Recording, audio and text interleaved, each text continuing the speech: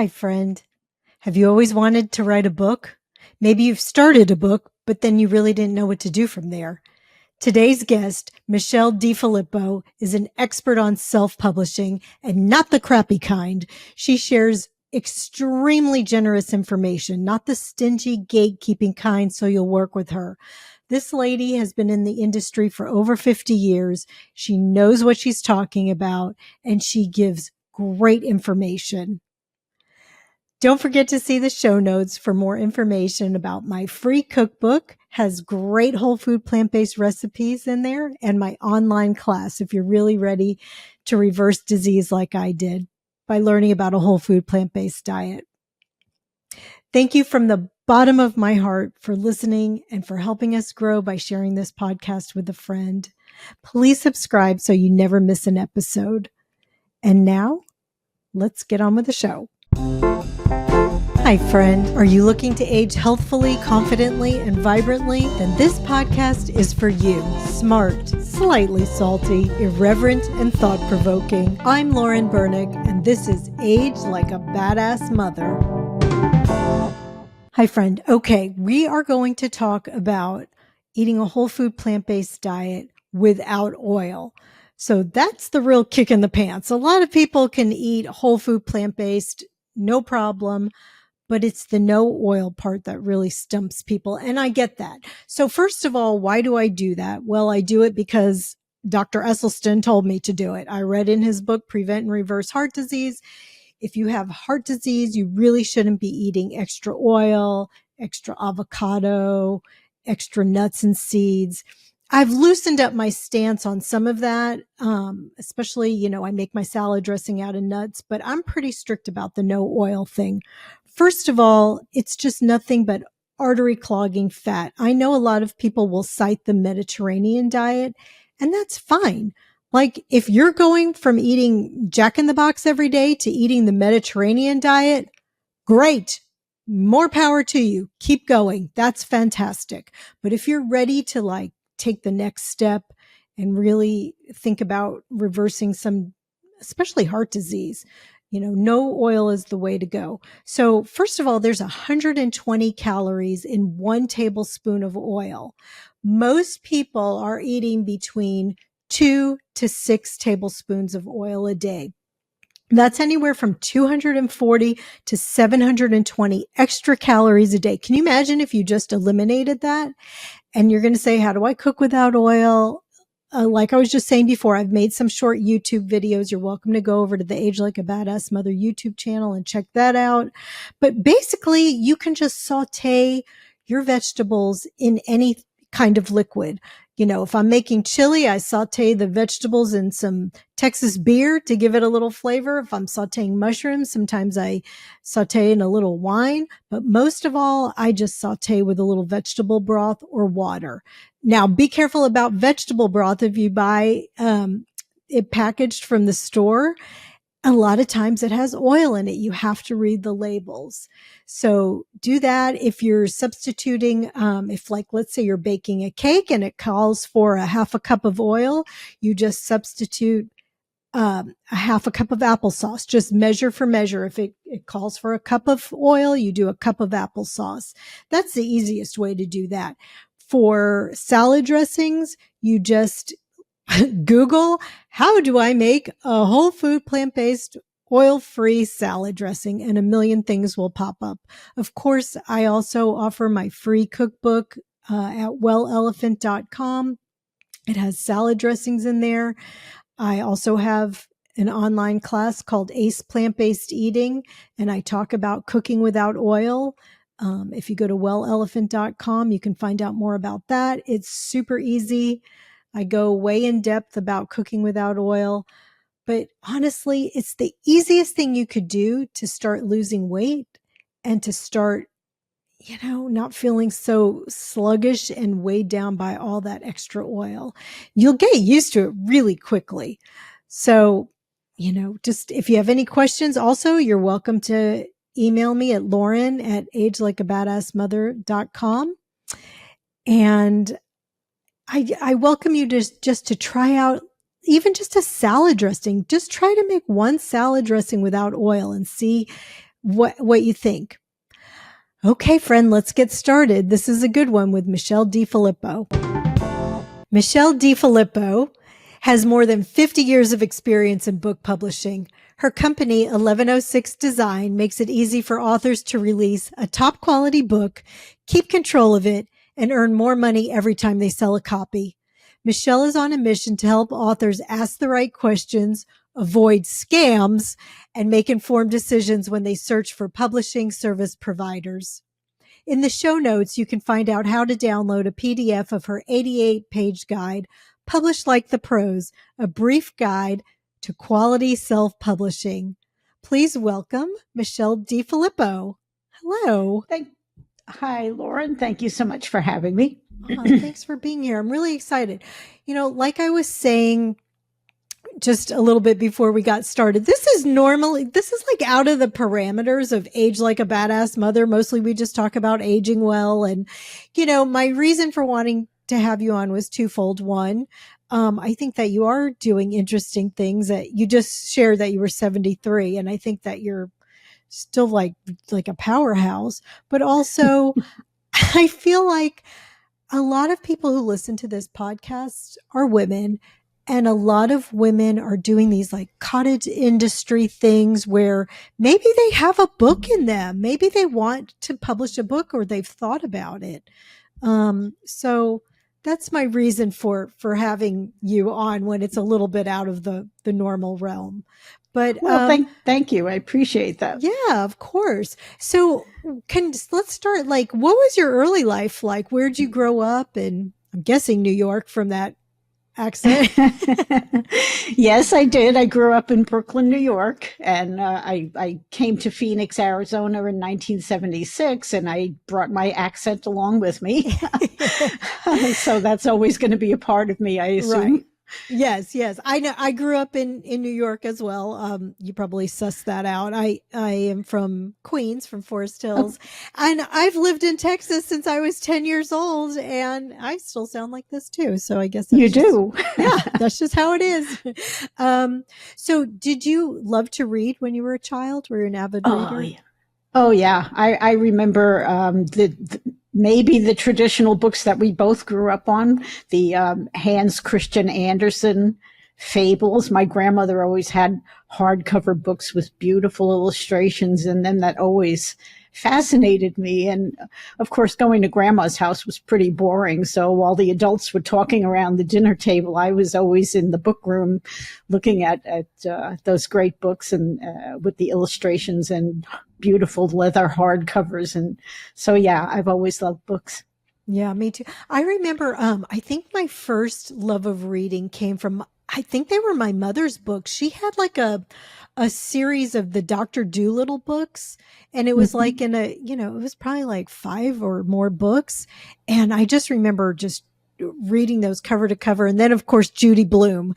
That was the other thing that I loved so much when I was a kid, Judy Blume. And I even read all the inappropriate ones too. I read my mother's book. I probably read like Wifey, which was a very adult book when I was like probably 12, 13 years old. So my mother, nothing was off limits at my house. It's all part of education. Exactly. Well, what's your favorite fiction book of all time? Actually, it's out of print now, but I've now read it twice. It's called The Agony and the Ecstasy. And it's the fictionalized biography of Michelangelo. Oh, really? So there's so many details in there, and his life was so complex and so interesting that I've always found that book to be my favorite book of all time. Oh, wow. I've never even heard of that. So you can't get it anymore? You said you can get it used on Amazon. Okay, cool. They're still used booksellers, but it's just fabulous in the details of 15th century Italy and how Michelangelo, it starts with his birth and how he became a great artist and the trials and tribulations he suffered. And that sounds like boring biographical information, but the way the author put it together, I think it was James Michener. Oh, I have really? to look it up. I don't remember. Or wasn't Lee on yours? I have to go look it up. Yeah. But he wove it into a totally interesting tale that just keeps you captivated. It's a great book. Oh, I'm going to look that up. It's long. It's about 600 pages. I find the long books kind of go fast because they're usually good. Well, not always, but I'm the kind of person who will stop reading a book if I don't like it. Do you? Mm-hmm. Yeah. I usually suffer through it.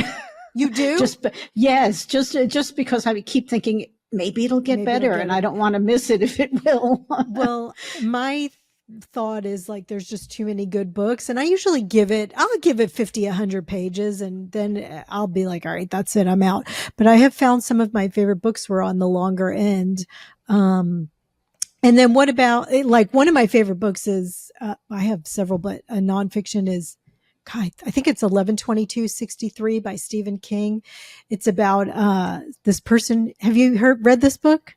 No, I haven't heard of that one. Obviously about John Kennedy's assassination, but this guy finds like a wormhole and he goes back in time and he tries to change the events of that day. But then of course it changes everything else. And it's a pretty good book. And then, what's your favorite nonfiction book? Well, it's kind of funny. I've spent so much time on client books that my own reading has fallen by the wayside. I believe that. I'm more likely these days to read magazines. I love Smithsonian Magazine, for instance, because I love history in general, and that has history and archaeology and anthropology and art and music. It's got everything. Yeah. I've kind of forgotten about that, and I've kind of forgotten about magazines. So that like still comes to your house, like a real live magazine? Yes, believe it or not.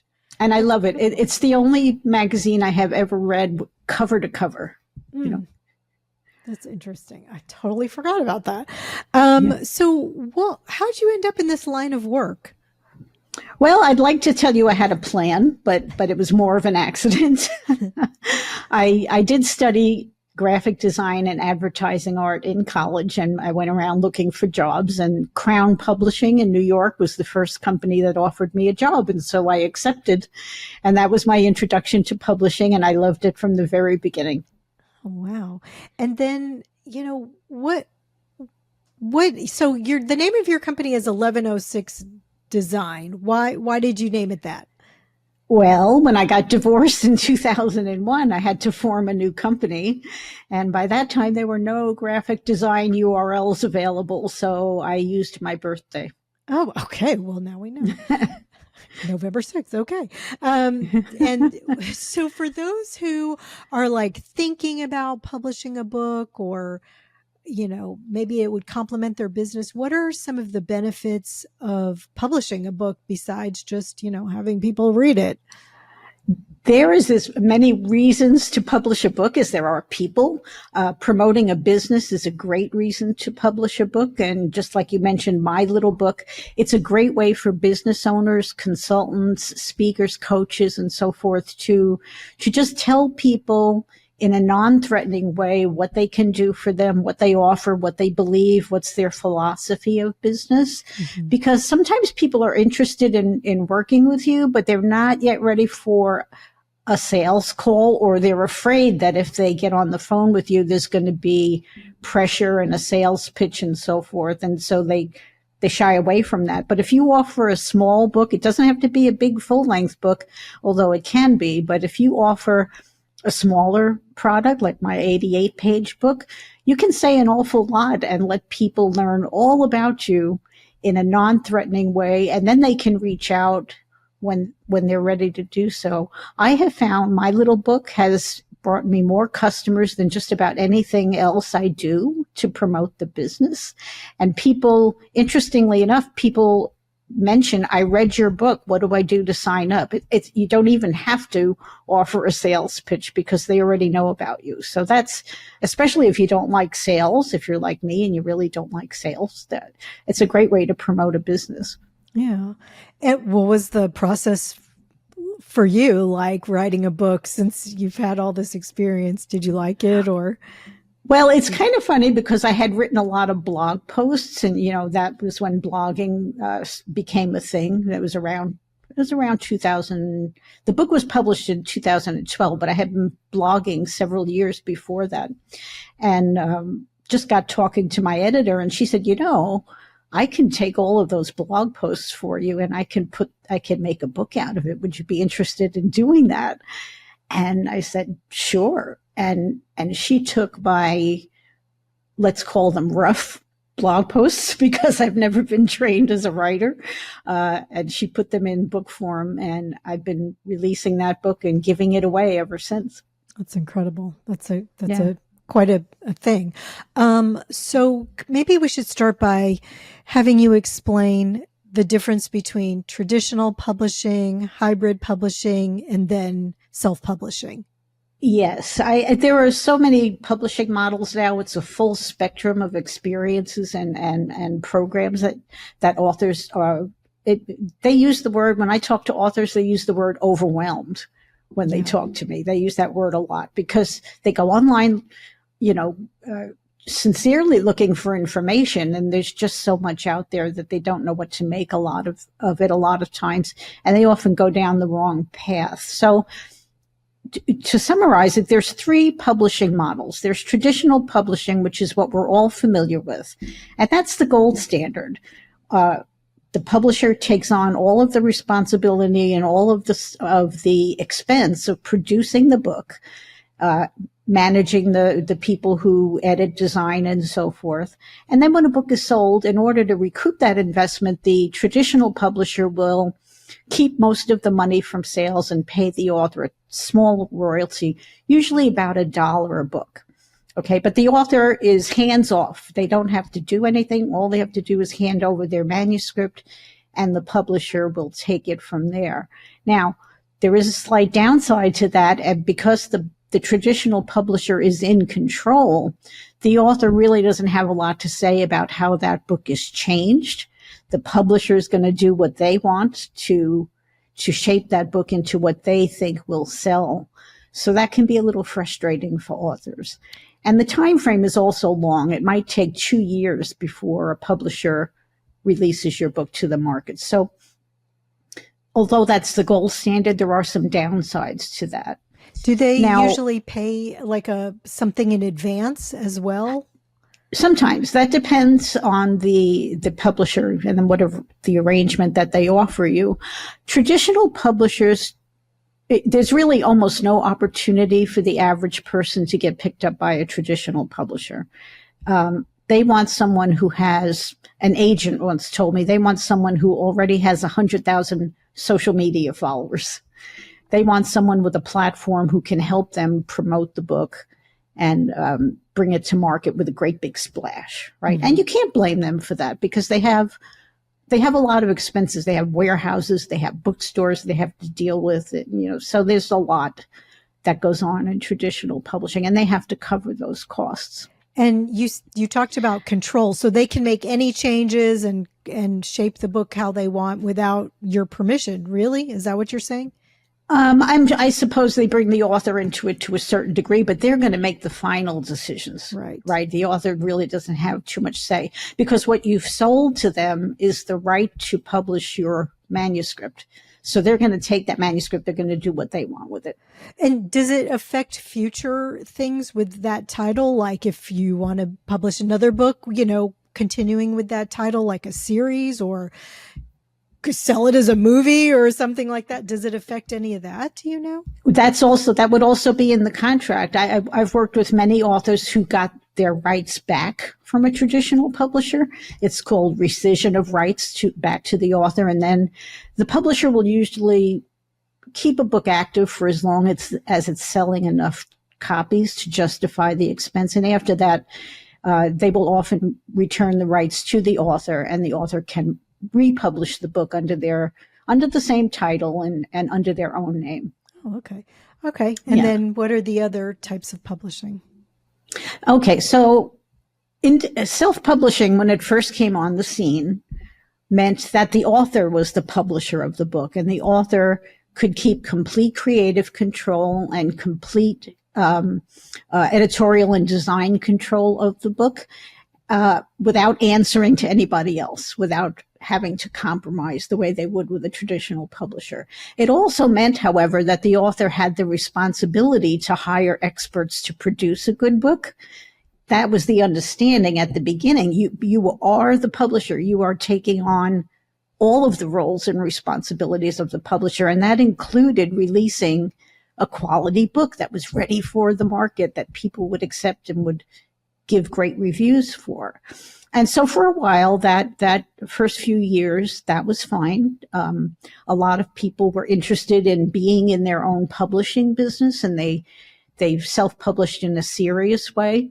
But then slowly and almost imperceptibly, the landscape changed, and we started seeing self-publishing companies pop up. And what they did was they offered low quality work to people and charged them a low price for that low quality work. And I guess in theory made it easier for the author to release a book without having to be in the business of publishing. And so self-publishing companies, after a very few years, got a very bad reputation. And so then the branding changed, and now we have hybrid publishing, but it's essentially the same thing, only with a different name. There are a few good hybrid publishers, but many of them are not so good. And what they do is they charge the author to produce the book, but then they keep most of the money from sales, just like a traditional publisher would, even though they have no investment whatsoever in the financial side. The author has paid all their expenses, but the publisher still makes money on every book that's sold. That's the hybrid publishing model, which doesn't work out too well for authors. That sounds terrible.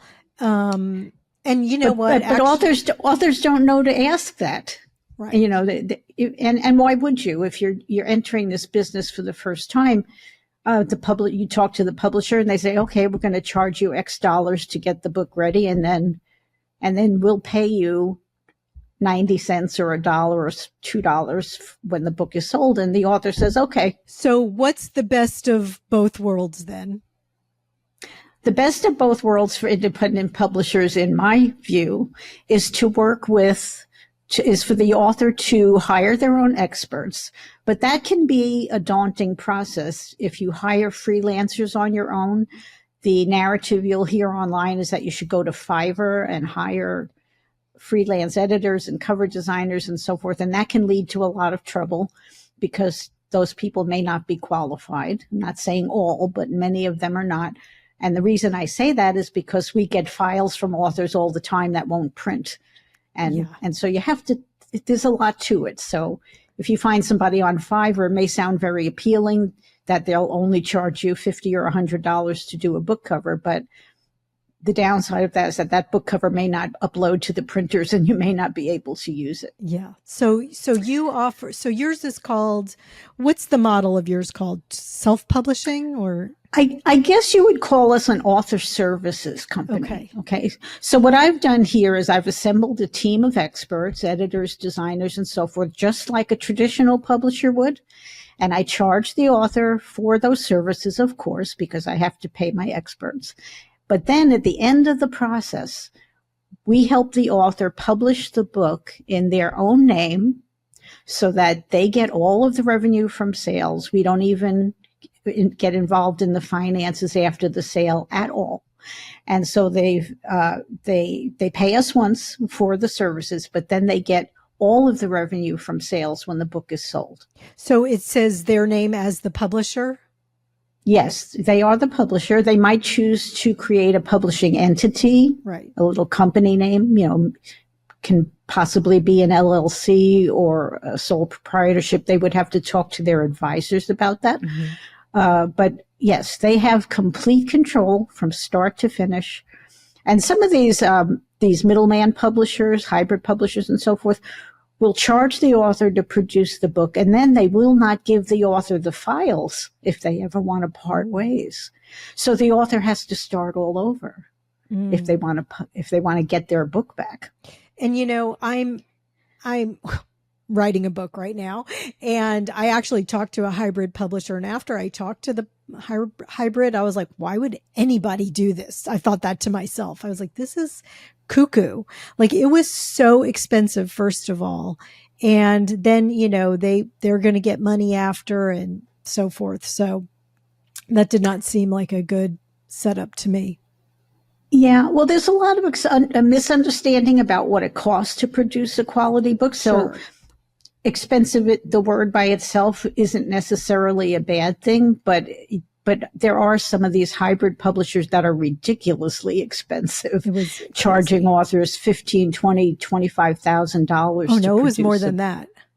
Oh my goodness. That's why I'm saying expensive. It was like, I want to say he said it was like $30,000 to $50,000, and I'm like, well, okay. So let me qualify that. It depends on what they're offering, right? Mm-hmm. But the key is you're paying all the expenses, and then they're still getting money every time you sell a book. Why? If they have no investment whatsoever in the creation of the book, why should they get any portion of your profits? Right. So that's where we come in. We don't take any portion of your profits. Can you tell me all the services that you offer? Sure. It grew slowly, but from now all we need is the manuscript, what you consider your final manuscript. We will edit it. We will design the cover. And a lot of people don't know the interior of a book has to be designed and typeset well as well. So we will show you interior designs. We'll typeset the book according to industry standards. We'll proofread it. We'll make an ebook, and we'll help you get set up with the print-on-demand publishers in your own name. They'll distribute the book to Amazon, and they will fulfill orders when people order the book at a retailer.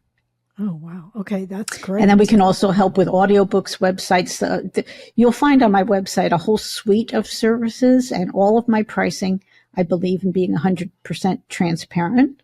And it can be a package or it can be a la carte, whatever you feel most comfortable. Okay, that's what I was going to ask you. That's interesting. And so, I know just from the little bit of research I've done, how important the book cover is, because it's really like the storefront. Like, where will this sit on the shelf? And it's your calling card. And so you have professionals that know all about that as well.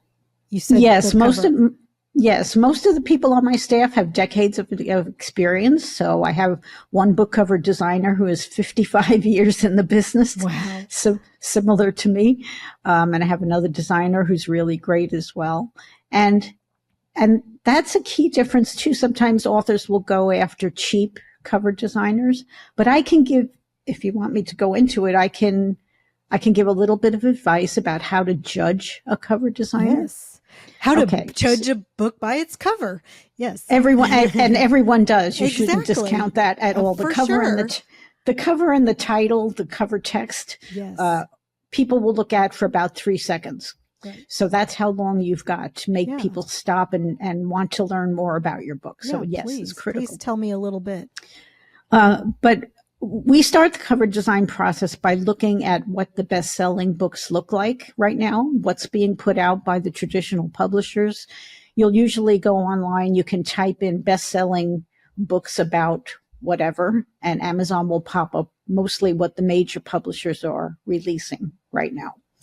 And you'll see a number of different concepts and styles, but you'll get a sense of what your book should look like.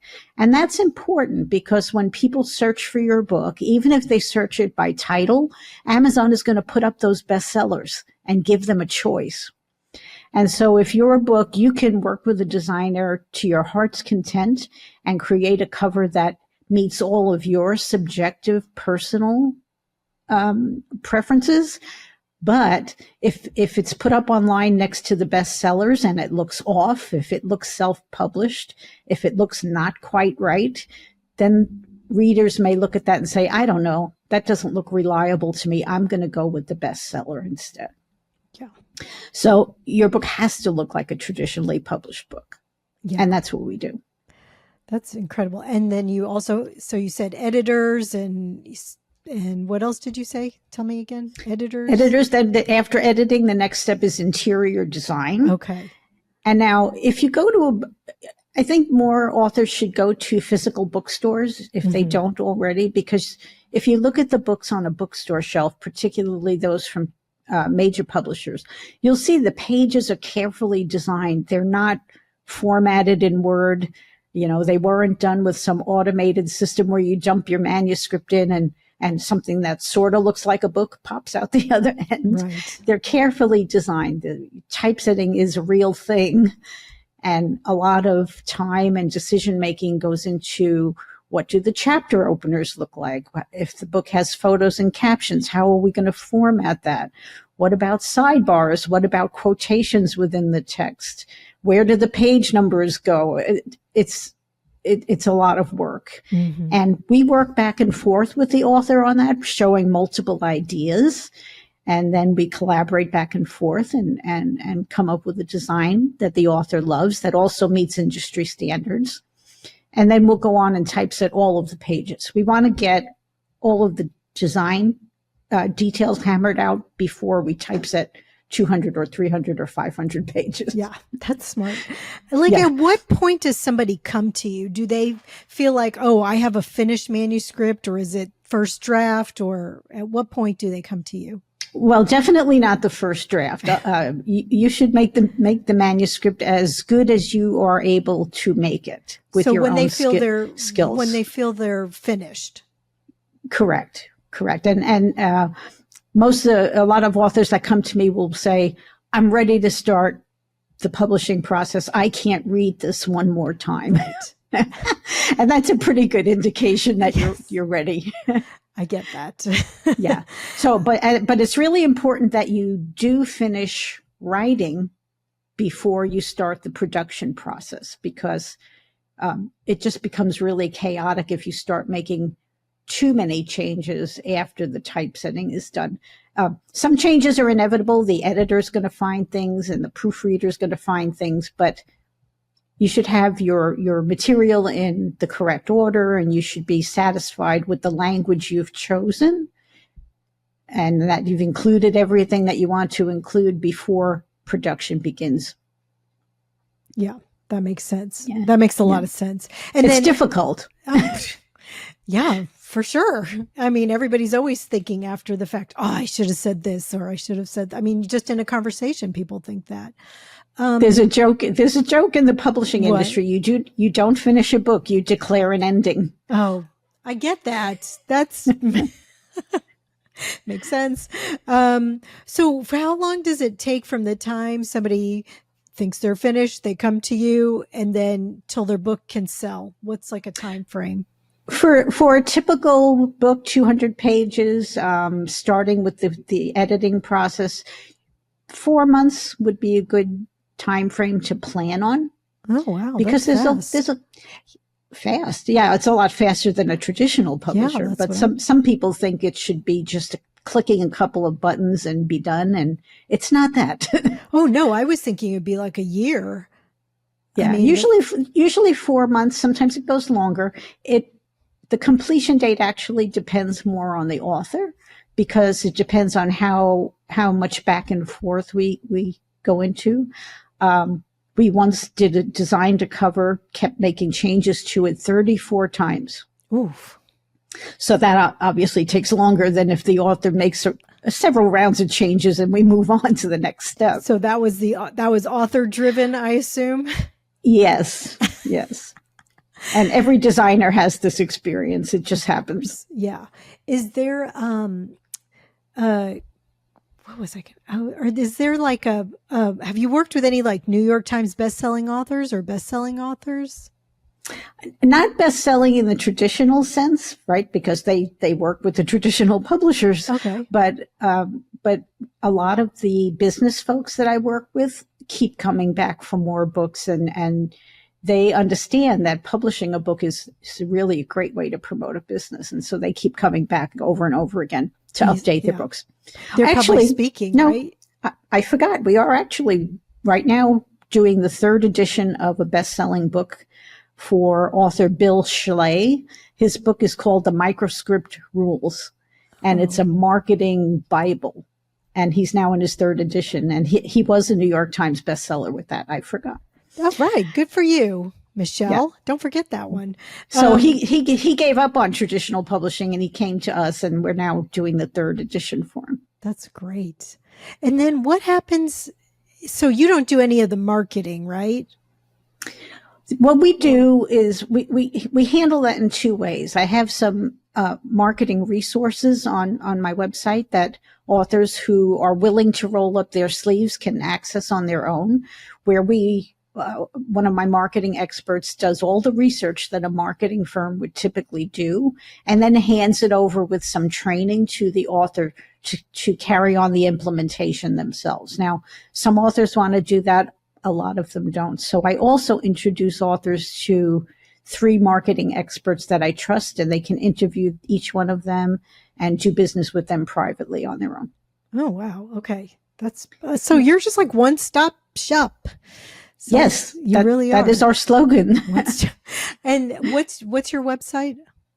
The website is 1106design.com. Okay.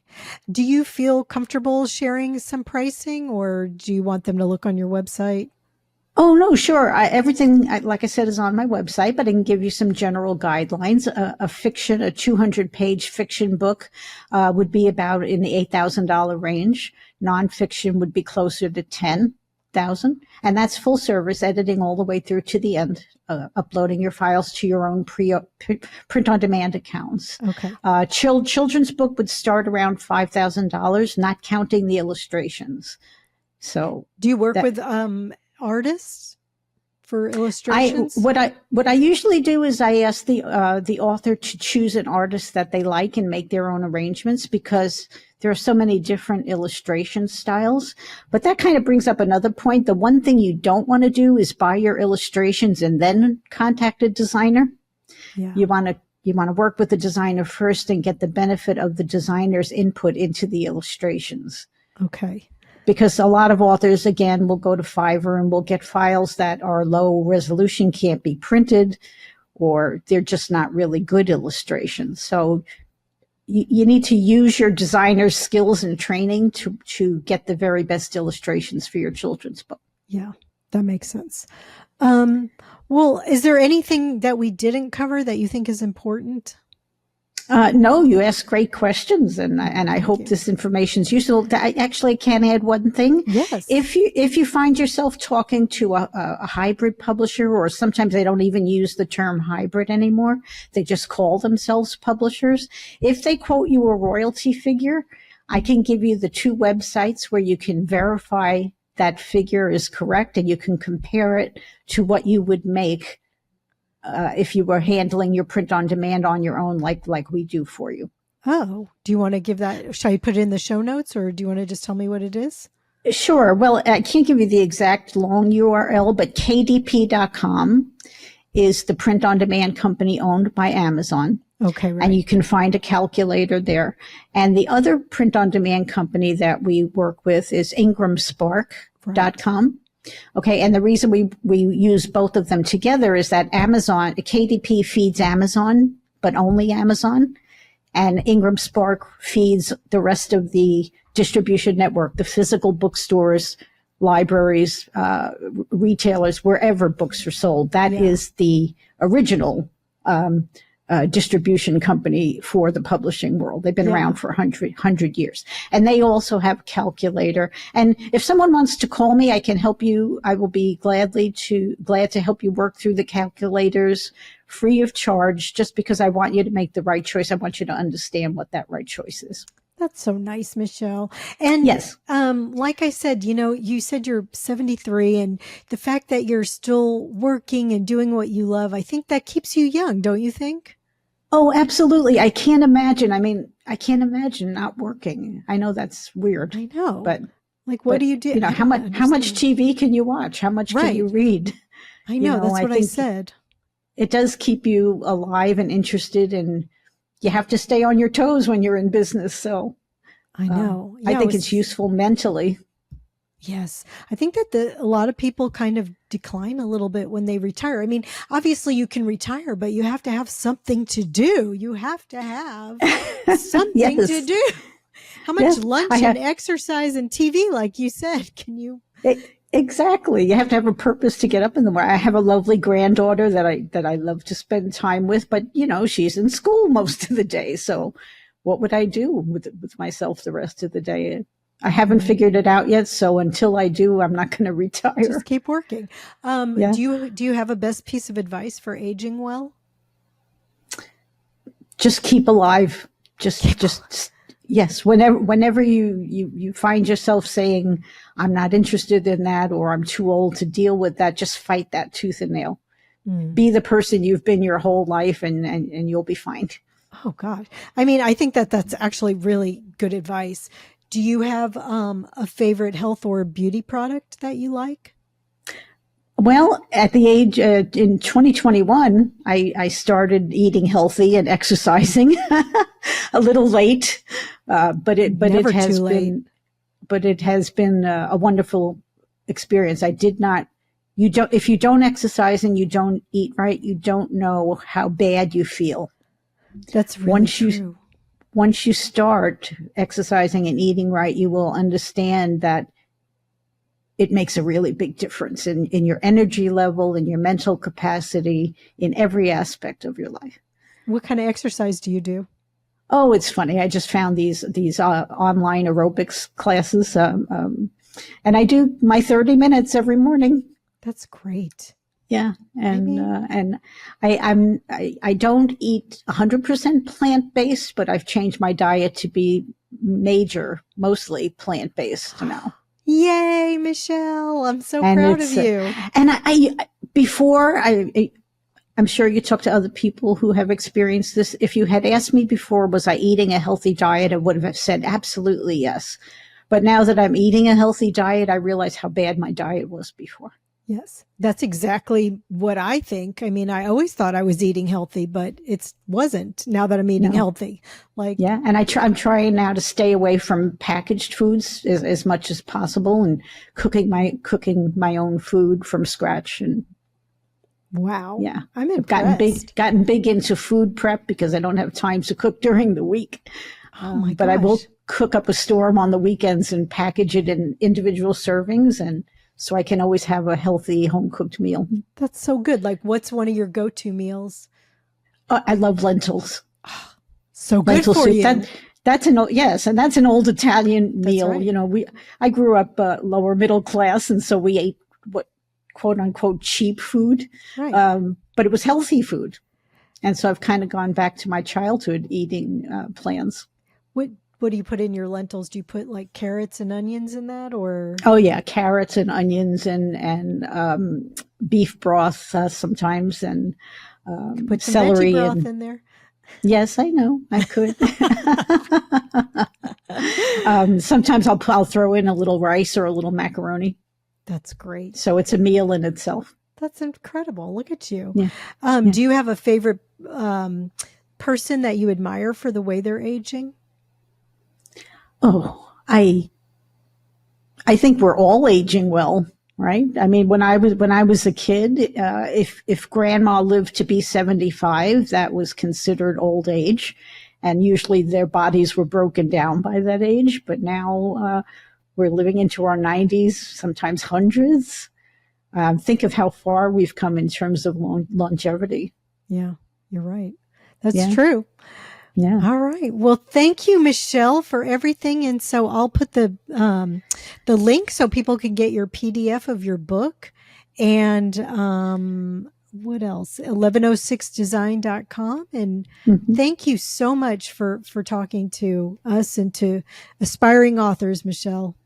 Well, thank you, Lauren. I appreciate the opportunity. And like I said, anybody's welcome to call us for a free consultation. We do not deal in high pressure tactics, and we won't send you 20 emails a day after you contact us. That's nice. Yes. I think people appreciate that. We don't do business that way. No, obviously, or you wouldn't have been around so long. I appreciate you and appreciate how upfront you've been. Thank you. You too. Thanks for listening, friend. From my heart to yours, be well until we meet again.